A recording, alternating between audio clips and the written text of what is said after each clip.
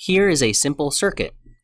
This is a battery, or more realistically, it's actually just one cell.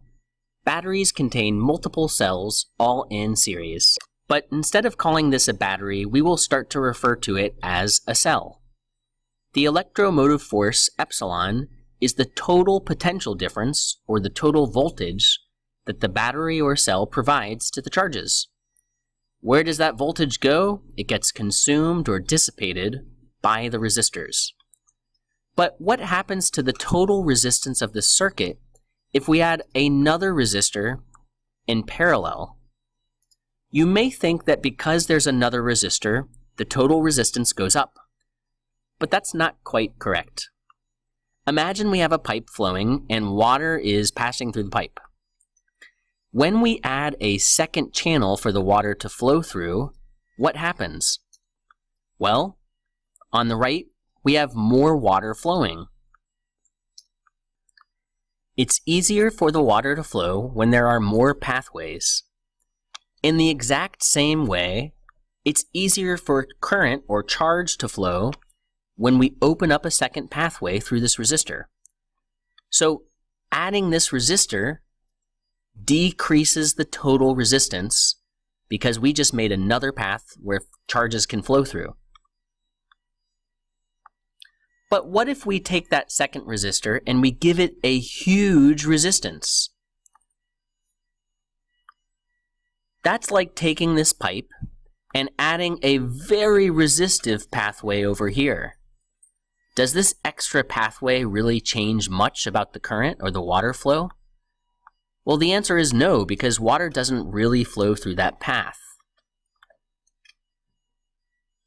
In the same way, adding a huge resistor right here does not change the current because we haven't really opened a second pathway.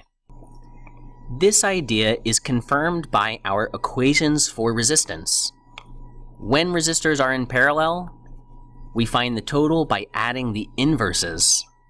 And if we have infinite resistance for R2, well, 1 over infinity is just 0 because the denominator is huge.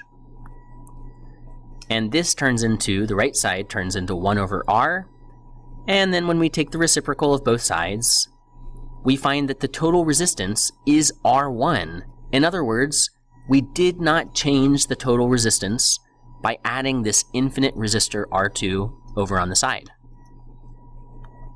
Let's turn our attention now to resistors in series. A series circuit like this is sometimes called a potential divider. And the reason is because the EMF, or the total potential difference, is divided or shared across the two resistors. So if the EMF is 10, and this guy takes 8 volts, then this one on bottom takes 2 volts. But we can be more specific. The resistor R1 consumes some voltage which is a fraction of the total voltage across the two. Or in other words, this first resistor consumes some fraction of the EMF of the battery or the cell. What is that fraction? It is the resistance of the first resistor over the total, which in this case is R1 plus R2 because they're in series. So the way to think about this is if resistor R1 provides a large percentage of the total resistance, then it consumes most of the EMF. The same equation is true for the other resistor. If it supplies a small amount of the total resistance, the fraction is small, then it consumes a small amount of the EMF, or the total potential difference. These equations come from the fact that the current through the two resistors is the same. In other words, the total current passes through R1, and then it passes through R2. But we know V equals IR, and therefore I is equal to V over R. So let's plug in the voltage divided by resistance on the left side, and let's also plug in V over R here on the right. We're not really going to have to worry about this equation too much, but it's nice to show because this is where the top two equations come from. We can do this for V1 over R1, we can do it for V2 over R2, and rearranging gives these two equations. But these are equations we want to memorize, and we want to understand them intuitively. If R1 is huge and R2 is small, R1 consumes most of the 10 volts of EMF, or 12 volts, or whatever the value may be.